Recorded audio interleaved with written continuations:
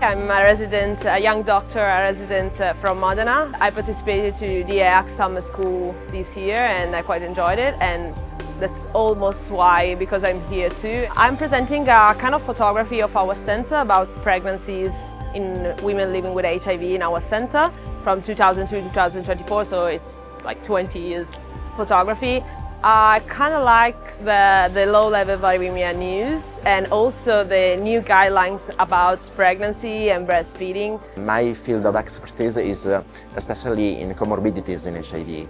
The EACS guidelines are the only guidelines that treat about comorbidities, so it's very important for me to compare my management of comorbidities with other colleagues and to understand how is the better way to manage weight gain, for example, because a lot of discussion was about weight gain. Pre-educational course organized by Ying was very interesting. There were so many topics covered, HIV knowledge. I think it was very vulnerable for young people, especially for young scientists.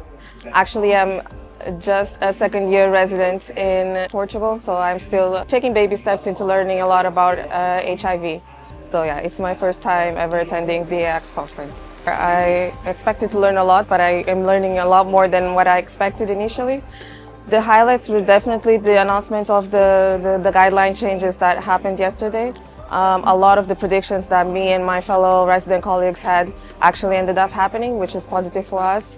That the things that we've been doing to care for our HIV patients are now written in paper in guidelines so that we can all be on the same page. I think the EACS guidelines are one of the most followed all around the world, and that's the reason why it's so interesting and so well attended. And also what I like more is the e-poster stations here. We have the headphones, listening to a brief intervention for brief explanation of posters, a lot of discussion in the small corners during the venue, and I think it was an interesting new part of the EACS conference this year.